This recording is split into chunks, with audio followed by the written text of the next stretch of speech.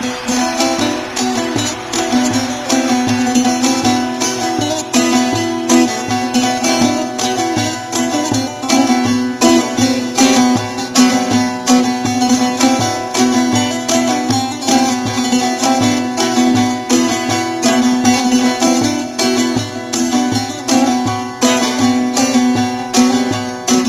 tek sözüne kurban olurum, sitem mi ettin, küstün mü? Ben senin işvene cilvene ölürüm, selamı sabahı kestin mi? Bir tek sözüne kurban olurum, sitem mi ettin, küstün mü? Ben senin işvene cilvene ölürüm, selamı sabahı kestin mi? Her gece sokağın narası sensin, her sabah yüzümün karası sen.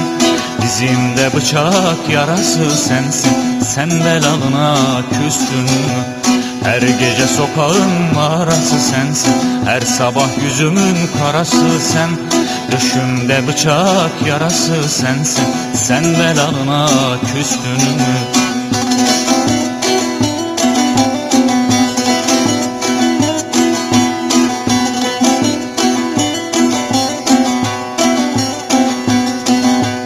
Dediler ki Cemile sözünden döndü, yüreğimde bir leylak yandı.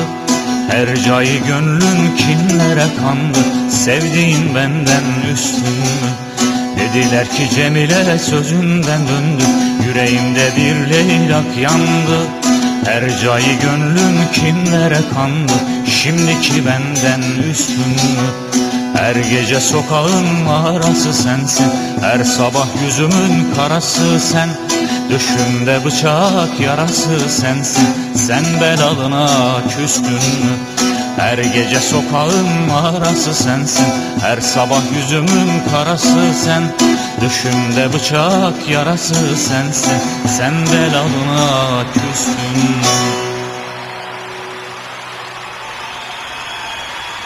Sağ olun, teşekkür ederim. Sağ olun.